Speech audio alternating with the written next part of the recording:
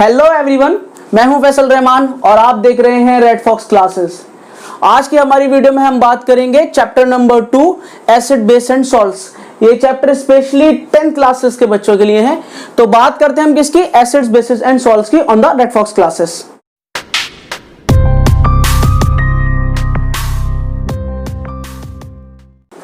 देखिए, जनरली हमारे पास जितने भी सब्सटेंसेस होते हैं, जितने भी केमिकल सब्सटेंसेस हमारे पास पाए जाते हैं, वो सिर्फ 3 तरीके के होते हैं। या तो वो एसिड होते हैं, या वो बेस होते हैं, या फिर वो क्या होते हैं, सॉल्ट्स होते हैं। तो हमारे पास जितने भी केमिकल सब्सटेंसेस हैं वो सिर्फ इन्हीं 3 बेसिस पे बांटे जा सकते हैं, इन्हीं 3 बेसिस पर कैटेगराइज किए जा सकते हैं। ठीक है, जितने भी हमारे पास एसिड बेस एंड सॉल्ट्स हैं, तो इनको वेरीफाई करने के लिए, इनको पता लगाने के लिए हमें सबसे पहले जिस चीज की जरूरत होती है वो होता है हमारा इंडिकेटर। क्या होता है हमारा इंडिकेटर। तो अगर मैं इंडिकेटर्स की बात करूं तो बिना इंडिकेटर्स के मैं नहीं बता सकता कि कौन सी चीज एसिड होगी, कौन सी चीज बेसिस होगी और कौन सी चीज सॉल्ट्स होगी। तो इंडिकेटर क्या होते हैं?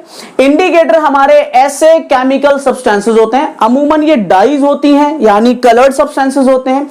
तो इंडिकेटर हमारे ऐसे केमिकल सब्सटेंसेस होते हैं जो ये वेरीफाई करते हैं कि कौन सी चीज एसिड है, कौन सी चीज बेस है या कौन सी चीज सॉल्ट्स है। ठीक है, अच्छा ये करते कैसे हैं? ये मोस्टली मैंने क्योंकि कहा कि आपसे ये डाई होते हैं, तो ये क्या करते हैं, ये अपना कलर चेंज कर लेते हैं। एसिड के कांटेक्ट में आते हैं तो अपने रियल कलर से किसी और कलर में चले जाते हैं। बेस के कांटेक्ट में आते हैं तो अपने रियल कलर से किसी और कलर में चले जाते हैं। सॉल्ट्स के कांटेक्ट में आते हैं तो जिस कलर के होते हैं ये वैसे ही रहते हैं। तो अगर मैं इंडिकेटर की बात करूं तो जैसे पहले कह दिया, these are the chemical substances that is dyes which can change their colour when they comes in contact with the acids, base and salts for their detection, यानी अपना डिटेक्शन करिए, अपना कलर को चेंज कर लेते हैं। ठीक, तो अगर मैं बात करूं, मेरे पास मेनली जो सबसे कॉमन इंडिकेटर होते हैं उसमें सबसे पहला इंडिकेटर है मेरे पास लिटमस। ओके, तो अगर मैं लिटमस की बात करूं तो न्यूट्रल कंडीशन में उसका कलर क्या होगा, या एसिड्स कंडीशन में उसका कलर क्या होगा, या फिर बेसिस कंडीशन में उसका कलर क्या होगा, ये मैं अभी पता कर लेता हूं। तो अगर मैं लिटमस की बात करूं तो लिटमस अमूमन पर्पल कलर का होता है। ठीक है, इसको पर्पल भी बोल सकते हैं और वॉयलेट भी बोल सकते हैं। तो लिटमस जब कभी भी एसिड के कांटेक्ट में आता है, यानी जब कभी भी किसी एसिड को डिटेक्ट किया जाएगा, तो ये अपना कलर चेंज कर लेता है किसमें, रेड में। ठीक, और अगर लिटमस को आप कभी भी बेस में लेके जाएंगे तो ये अपना कलर किसमें चेंज कर लेता है, ब्लू में। ओके, तो मैं कह सकता हूं the litmus is the indicator which turns into red when it comes in contact with the acid and it turns into blue when it comes into contact with the basis. ये तो हो गया मेरा क्या, लिटमस। अगर बात करूं मैं इसी तरीके से दूसरे इंडिकेटर की, अपने फिनोल्फ्थालीन की, फिनोल्फ्थालीन की बात करूं तो फिनोल्फ्थालीन अमूमन मेरा किस तरीके का होता है, यह होता है मेरा कलरलेस। ओके, तो अगर हम बात करें किसकी, फिनोल्फ्थालीन की, तो फिनोल्फ्थालीन अगर बेसिस में जाता है तो अगेन ये कैसा रहता है, कलरलेस। ओके, और अगर फिनोल्फ्थालीन को आप एसिड के कांटेक्ट में लाएंगे तो ये कैसा हो जाएगा, ये हो जाएगा आपका पिंक। ओके, नेक्स्ट इसी तरीके से बात करूं, नेचुरल इंडिकेटर जो है मेरे पास टर्मरिक। तो टर्मरिक की बात करें तो टर्मरिक अमूमन कैसा होता है, येलो कलर का होता है। आपने देखा होगा कभी कभी कड़ी या दाल वगैरह किसी कपड़ों पे गिर जाए और फिर आप उसे धोने जाएं तो जैसे आप उस पे सोप लगाते हैं तो कैसे हो जाती है, रेडिश ब्राउन टाइप की हो जाती है, कह लो रेडिश रेड टाइप की हो जाती है थोड़ी सी। तो ऐसा इसलिए होता है क्योंकि टर्मरिक खुद एक इंडिकेटर है और सोप जो आपने यूज किया है वो असल में होता है बेस। तो जब कभी भी टर्मरिक यानी कि हमारी जो एक डाई है, एक इंडिकेटर है, ये बेसिस के कांटेक्ट में आती है तो ये फौरन से टर्न हो जाती है किसमें, रेडिश ब्राउन में। मैं इसको थोड़ा सा रेडिश ब्राउन लिख देता हूं। ठीक है, और अगर टर्मरिक को हम लेके जाएंगे किसमें, एसिड्स के अंदर लेके जाएंगे तो ये एज इट इज बिल्कुल वैसी रहेगी जैसे होती है येलो कलर की। ओके, अच्छा इसी तरीके से अगर ब्लैकबेरीज की बात कर लूं तो ब्लैकबेरीज जो है आपकी अमूमन ब्लैक कलर की होती है। जो बेसिस में अगर आप जाएंगे तो बेसिस में ये वॉयलेट कलर देती हैं या समहाउ ब्लू कलर देती हैं। और अगर बात करूं एसिड्स में तो एसिड्स में ये कैसे देती हैं, आपका रेड कलर देती हैं। ठीक, तो ये कुछ आपके इंडिकेटर हैं जो डिफरेंट कलर देते हैं डिफरेंट एसिड्स और बेसिस के कांटेक्ट में आके। ठीक, तो ये तो हो गए आपके नॉर्मल इंडिकेटर। इसके अलावा आपके कुछ और इंडिकेटर होते हैं जो अक्सर अमूमन कॉम्पिटिटिव एग्जाम में भी उनसे सवाल कर लिया जाता है, और एकेडमिक में जब आप एग्जाम देते हैं, सीबीएसई एग्जाम जब आप देते हैं, तो उनमें भी आपसे इस बारे में सवाल कर लिया जाता है। ठीक है, और वो बड़े इंपॉर्टेंट हैं जिनको हम क्या बोलते हैं, इनसे सवाल आता ही आता है, जो कि हमारे क्या है, ऑल्फैक्टरी इंडिकेटर्स। ऑल्फैक्टरी इंडिकेटर्स, ठीक है, जबरदस्त चीज, बड़ा इंटरेस्टिंग टॉपिक। देखिए, मैंने जैसे अभी कहा कि इंडिकेटर्स जो होते हैं वो केमिकल सब्सटेंसेस होते हैं और अमूमन डाइज होते हैं। डाइज कहने का मतलब ये है कि वो अपना कलर चेंज करने के बाद बताते हैं कि ये चीज एसिड होगी, ये चीज बेस होगी। एसिड्स में अलग कलर देते हैं और बेसिस में वो अलग कलर देते हैं। ठीक है, ऑल्फैक्टरी इंडिकेटर्स ऐसे इंडिकेटर्स होते हैं जो अपना कलर चेंज नहीं करते, ये अपनी स्मेल चेंज कर लेते हैं। यानी एसिड में इनकी स्मेल कुछ और होगी और बेसिस में इनकी स्मेल कुछ और होगी। हमारे पास जो सिलेबस में अगर बात करूं तो दो सबसे इंपॉर्टेंट पूछे जाते हैं। सबसे पहला पूछा जाता है हमसे अनियन, ठीक है, और दूसरा पूछा जाता है हमसे वनीला। बेटा याद रखिएगा कि इनका जो डिटेक्शन करते हैं हम, वो सिर्फ ये डिटेक्ट करते हैं कि क्या एसिड के या बेस के कांटेक्ट में आने के बाद उनकी वही ऑर्डर यानी कि उनकी वही स्मेल रहेगी या वो स्मेल गायब हो जाएगी। ठीक है, तो अगर मैं अनियन की बात करूं, अनियन को जब कभी भी आप एसिड के कांटेक्ट में लेकर आएंगे तो एसिड के कांटेक्ट में ये स्टिल अपनी स्मेल देते रहते हैं, और अगर आप अनियन को किसी बेस के कांटेक्ट में लेकर आए, यानी आप अनियन लीजिए, उसको पील ऑफ कीजिए, पील ऑफ करने के बाद उसके अंदर से जो लिक्विड निकलता है यानी कि अनियन एक्सट्रैक्ट जो निकलता है उसको आप एसिड में डालेंगे तो, या उसके अंदर एसिड को डालेंगे तो अभी भी उसमें से वही अनियन की स्मेल आती रहेगी। लेकिन अगर उसके अंदर आप किसी बेस को डालेंगे अनियन के एक्सट्रैक्ट में, तो फिर हमें पता चल जाएगा कि उसके अंदर वो स्मेल गायब हो चुकी होगी, और ऐसे केसेस में ये क्या हो जाता है, आपका स्मेललेस। ठीक, तो मुझे यहां से पता चल गया कि अनियन एसिड्स के कांटेक्ट में आके स्मेल देता रहता है और बेसिस के कांटेक्ट में आके अपनी स्मेल खो देता है और क्या बन जाता है, स्मेललेस। यानी अगर मैंने अनियन एक्सट्रैक्ट को बीकर ए में डाला और अभी भी स्मेल आ रही है, दैट मींस कि बीकर ए के अंदर एसिड है। और अगर मैंने अनियन एक्सट्रैक्ट को बीकर डी में डाला और वहां पर आपकी स्मेल नहीं आ रही, तो इसका मतलब यह है कि बीकर डी में मेरा कोई बेस प्रेजेंट है। ठीक, बिल्कुल सेम पैटर्न ऐसा ही फॉलो करता है वनीला। वनीला भी अगर एसिड्स के केस में जाएगा तो ये अपनी स्मेल को बरकरार रखेगा, अपनी स्मेल देता रहेगा। लेकिन अगर बेस की बात करें तो बेस में जाके ये हो जाता है आपका स्मेललेस। ठीक है, क्या हो जाता है, आपका स्मेललेस हो जाता है, ये भी स्मेल नहीं देता। तो आपके जो पिछले वाले मैंने लिखे 4-5 इंडिकेटर वो भी आपको पता होने चाहिए बहुत अच्छे से, और ये वाले ऑल्फैक्टरी इंडिकेटर भी आपको पता होने चाहिए, एग्जाम में आपका इसी से सवाल आएगा। तो मैंने सबसे पहले बात करी कि मेरे पास इस पूरी दुनिया में जो भी सब्सटेंसेस है जो मुझे मिलते हैं अर्थ क्रस्ट के अंदर से या किसी भी सोर्सेस से, वो 3 तरीके के होते हैं, एसिड, बेस या फिर सॉल्ट। अब कौन सा एसिड, कौन सा बेस, कौन सा सॉल्ट है, इसे पता लगाने के लिए मेरे पास सबसे पहले होने चाहिए इंडिकेटर। अब इंडिकेटर भी मैंने 2 तरीके के पढ़ लिए। पहला वो इंडिकेटर्स हैं जो अपना कलर चेंज करके बताते हैं कि एसिड, बेस और सॉल्ट कौन से होंगे, और दूसरे वो इंडिकेटर हैं जो अपनी स्मेल चेंज करके बताते हैं कि कौन सा इसके अंदर एसिड, बेस और सॉल्ट होगा। ठीक है, इसमें ऑल्फैक्टरी वाले में हमारे पास 2 एग्जांपल्स हैं, अनियन और वेनिला, और पिछले वाले के एग्जांपल जो हमने आपको 4-5 एग्जांपल दे दी थी। तो ये मेरे पास सबसे पहला इंट्रोडक्टरी चीज होनी चाहिए एसिड, बेस और सॉल्ट्स को समझने के लिए कि आपको कैसे पता चलेगा। ठीक है, now move on to the main topic which is acids. तो अब बात करते हैं हम किसकी, एसिड्स की। देखिए एसिड्स का क्या होता है, एसिड्स के बारे में आपने अब तक जो भी चीज सुनी होगी 9th में या उससे पहले, आपने सुना होगा एसिड्स ऐसे सब्सटेंसेस होते हैं जो टेस्ट में सोर होते हैं, यानी टेस्ट में खट्टे होते हैं। लेकिन इसके अलावा भी बहुत सारी चीजें ऐसी हैं जो हमें बताती हैं कि एसिड्स असल में होते क्या हैं। ठीक है, तो एसिड्स की अगर बात करूं अमूमन, तो एसिड्स को समझने के लिए मेरे पास 2-3 पॉइंट्स हैं। बात करूं तो एसिड्स के बारे में सबसे कॉमन चीज जो हम जानते हैं वो ये जानते हैं कि एसिड ऐसे सब्सटेंसेस होते हैं जो टेस्ट में कैसे होते हैं, सोर होते हैं, यानी टेस्ट में खट्टे होते हैं। तो सबसे कॉमन डेफिनेशन मेरे पास जो होती है एसिड्स की वो होती है ये कि acids are the substances which are sour in test. अगर एग्जांपल के तौर पे बात करूं तो मेरे पास बहुत सारे एसिड्स एज एन एग्जांपल हैं, जैसे हाइड्रोक्लोरिक एसिड, आपने नाम सुना होगा पहले भी प्रीवियस क्लासेस में। तो हाइड्रोक्लोरिक एसिड हमारा हो सकता है और सल्फ्यूरिक एसिड हमारा हो सकता है और इसी तरीके से एसिटिक एसिड हमारा हो सकता है। तो ये कुछ चंद एग्जाम्पल हैं किसकी, एसिड्स की। ठीक है, अब अगर मैं बात करूं एसिड्स के नेचर के बारे में, तो एसिड के नेचर के बेसिस पे इनको दो हिस्सों में कैटेगराइज किया गया।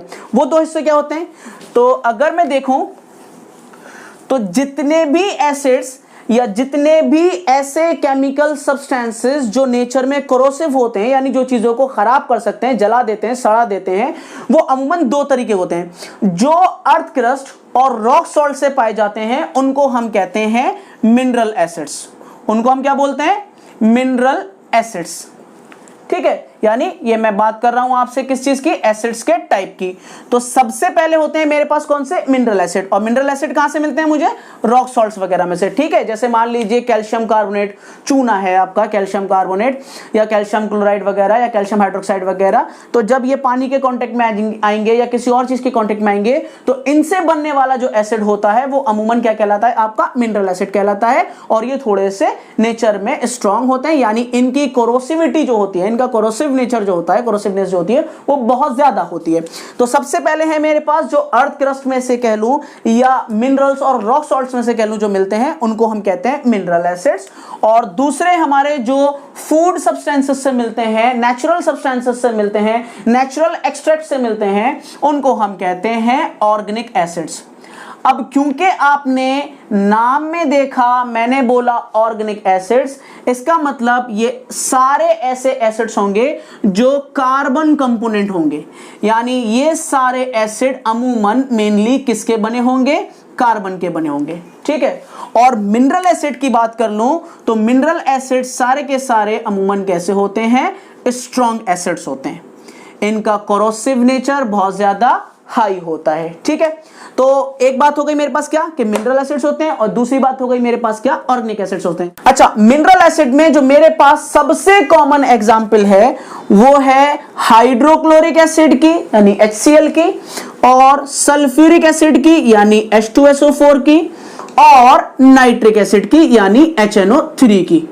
ये मेरे पास एग्जाम्पल है। इसके बाद लेड सल्फेट वगैरह ये वाले एसिड्स भी हमको मिलते हैं इसमें। ठीक है, अच्छा अगर मैं ऑर्गेनिक सब्सटेंस की कहूं तो बहुत सारी एग्जांपल्स हैं मेरे पास, जैसे एसिटिक एसिड है मेरे पास। ये कहां प्रेजेंट होता है आगे वीडियो में बताने वाला हूं आपको, पूरी एंड तक देखिएगा, बहुत इंफॉर्मेशन मिलेगी। एसिटिक एसिड हो गया, लैक्टिक एसिड हो गया, ठीक है, इसी तरीके से मेरे पास सिट्रिक एसिड हो गया। तो ये बहुत सारे तरीके के एसिड्स हैं जो मुझे नेचुरली अकरिंग फूड सब्सटेंसेस में मिलते हैं। तो मेरे पास दो तरीके के हो गए, एक मिनरल एसिड्स हो गया और एक क्या हो गया, ऑर्गेनिक एसिड्स हो गया। तो इसके बाद हम बात करने वाले हैं एसिड्स की कुछ प्रॉपर्टीज की, जिनसे हमारे इंपॉर्टेंट क्वेश्चंस आते हैं।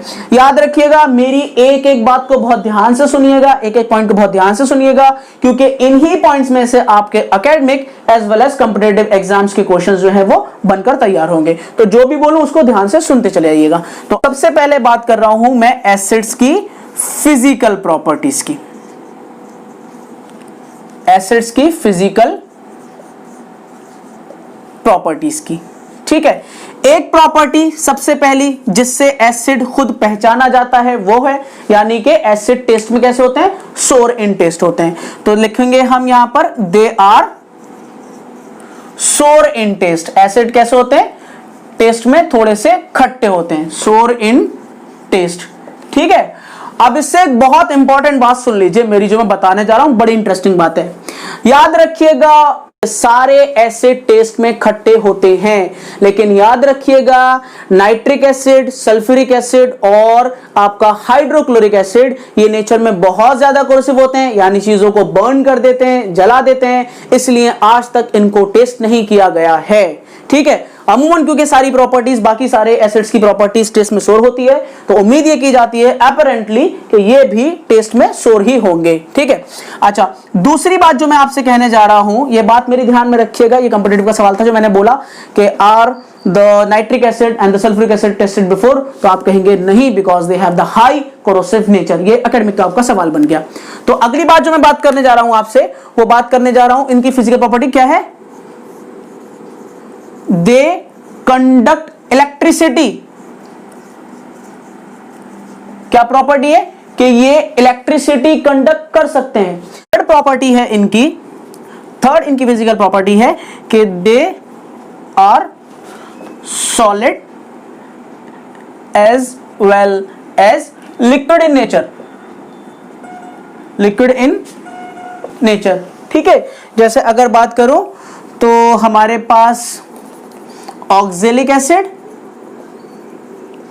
ये नेचर में सॉलिड होता है, और अगर बात करूं सल्फ्यूरिक एसिड H2SO4 या नाइट्रिक एसिड HNO3, ये हमारे पास कैसा होता है, लिक्विड होता है नेचर में। ठीक है, ये कैसा होता है हमारे पास, लिक्विड होता है।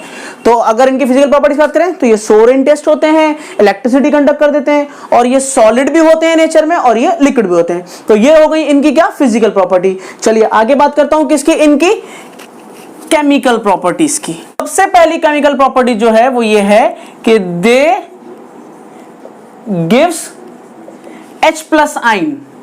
दैट मींस कि ये पानी में जाने के बाद डिसोशिएट हो जाते हैं, तो दे gives dissociation in water.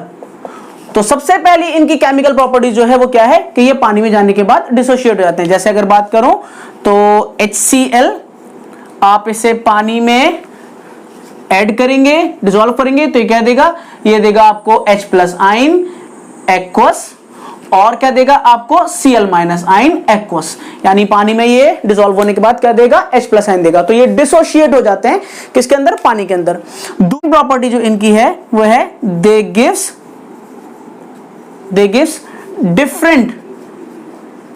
Different reactions.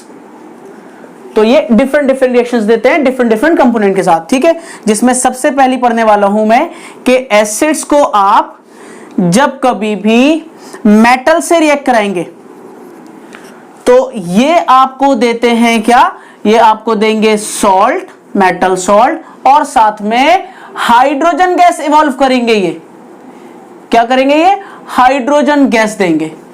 ठीक है, जैसे एग्जांपल बात करूं, कोई मेटल ले लेता हूं मैं, यहां जिंक, और यहां ले लिया मैंने HCl, बैलेंस करने के लिए 2HCl, तो ये क्या देगा, ये देगा ZnCl2, और साथ में क्या इवॉल्व होगा, हाइड्रोजन गैस इवॉल्व होगी, ये हाइड्रोजन गैस इवॉल्व करेंगे। दूसरी अगर बात करूं मैं यहां पर, तो ये क्या है मेरे पास, कॉपर, इसको रिएक्शन कराया मैंने किसके साथ, H2SO4 के साथ, जो कि एक एसिड है, तो ये क्या देगा, ये देगा कॉपर सल्फ्यूरिक एसिड के साथ कराया है, इसलिए कॉपर सल्फेट दे रहा है। क्लोराइड एसिड के साथ कराया था, क्लोरिक एसिड के साथ कराया था, इसलिए वो क्लोराइड दे रहा था, और साथ में क्या रिलीज करेगा, यहां पर H2 गैस रिलीज करेगा। ठीक है, तो पहली बात मैंने क्या समझी इनकी केमिकल प्रॉपर्टीज के बारे में, वो ये कि ये H+ आयन देते हैं डिसोसिएशन पे।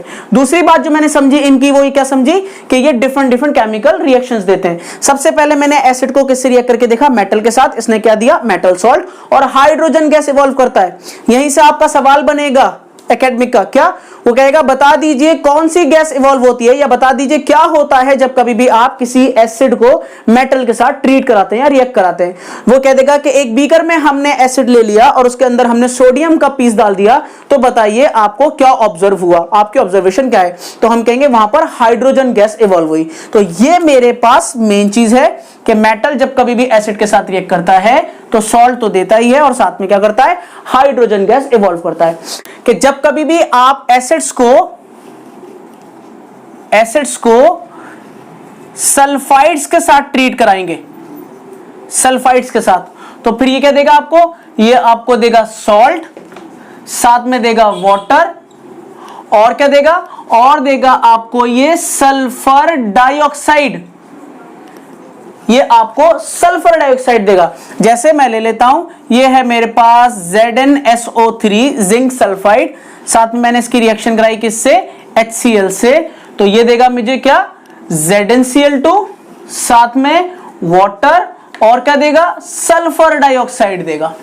ठीक है, इसी तरीके से अगर मैं कहूं मैंने कर लिया CuSO3 और इस बार मैंने रिएक्शन करा दी आपकी H2SO4 से, तो ये क्या देगा मुझको, ये देगा मुझे CuSO4 प्लस वाटर और साथ में क्या देगा, सल्फर डाइऑक्साइड। ठीक है, तो जब कभी भी एसिड को कराएंगे तो क्या मिलेगा आपको, सल्फर डाइऑक्साइड। इसी तरीके से नेक्स्ट जो है आपकी, जब कभी भी आप एसिड्स को, ये सल्फाइड था, इस बार किससे रिएक्शन करा रहे हैं, कार्बोनेट से, तो जब कभी भी आप एसिड्स को कार्बोनेट से रिएक्ट कराएंगे तो ये क्या देगा, फिर से आपको सॉल्ट, वाटर और सल्फाइड के साथ किया था तो सल्फर डाइऑक्साइड दिया, कार्बोनेट के साथ कराएंगे तो क्या देगा, ये आपको कार्बन डाइऑक्साइड देगा। बहुत आसान है, एक चीज समझ लीजिए, बाकी सारी चीजें अपने पैटर्न वाइज चलती चली जाएगी। तो मैंने क्या ले लिया, मैंने ले लिया FeSO3, सॉरी कार्बोनेट है इस बार, तो FeCO3, CO3 कार्बोनेट्स को कहते हैं, और क्या ले लिया हमने, HCl, ये बनकर आया FeCl2, साथ में वाटर, और क्या बनकर आया, कार्बन डाइऑक्साइड यहां से रिलीज हो जाएगी। ठीक है, इसी तरीके से अगर आप करना चाहें तो ये हो गया Na2CO3 कार्बोनेट, रिएक्शन कराया H2SO4 से, ये देगा Na2SO4 यानी सोडियम सल्फेट, और साथ में क्या बनेगा आपका, वाटर, और साथ में रिलीज होगी आपकी कार्बन डाइऑक्साइड। ठीक है, अगली बात अगर करूं, नेक्स्ट बात करूं इसी तरीके से केमिकल रिएक्शन की, तो एसिड्स को जब आप, ये सल्फाइड्स था, इस बार बात कर रहा हूं सल्फाइड की, जब कभी भी आप एसिड्स को सल्फाइड्स के साथ रिएक्शन कराएंगे, वो सल्फाइड है, ये सल्फाइड है, सल्फाइड के साथ रिएक्ट कराएंगे तो ये क्या देगा आपको, सॉल्ट, और साथ में देगा आपको हाइड्रोजन सल्फाइड। क्या देगा आपको, हाइड्रोजन सल्फाइड देगा आपको। जैसे बात करूं तो ये हो गया मेरे पास CuS कॉपर सल्फाइड, रिएक्शन कराई किससे, HCl से, तो ये देगा CuCl2 और साथ में H2S hydrogen sulphide. Okay, hydrogen sulphide दे देगा। ठीक, तो ये आपके कुछ पॉइंट हैं, याद रखिएगा कि एसिड्स के साथ अगर आप, सॉरी एसिड्स को अगर आप मेटल के साथ कराते हैं तो हाइड्रोजन गैस इवॉल्व होगी, एसिड्स को अगर आप सल्फाइड के साथ कराते हैं तो सल्फर डाइऑक्साइड होगी रिलीज, एसिड्स को अगर आप कार्बोनेट के साथ कराते हैं तो कार्बन डाइऑक्साइड रिलीज होगी, और एसिड्स को अगर सल्फाइड के साथ कराते हैं तो हाइड्रोजन सल्फाइड गैस होगी वो रिलीज होगी। तो इस क्लास को हम यही खत्म करते हैं क्योंकि वीडियो बहुत ज्यादा बड़ी हो रही है। नेक्स्ट वीडियो में मैं बात करूंगा किसके बारे में, एसिड्स के यूजेस के बारे में, कौन सा एसिड्स कहां पाया जाता है, और एसिड्स की कैटेगरी के बारे में। इसके बाद हम बात करेंगे बेसिस के बारे में। तो अगली वीडियो के लिए सब्सक्राइब कर लीजिए, बेल आइकन दबा लीजिए ताकि जब मैं अगली वीडियो अपलोड करूं तो आप तक वो पहुंच जाए। तब तक के लिए पढ़ते रहिए। अल्लाह हाफिज।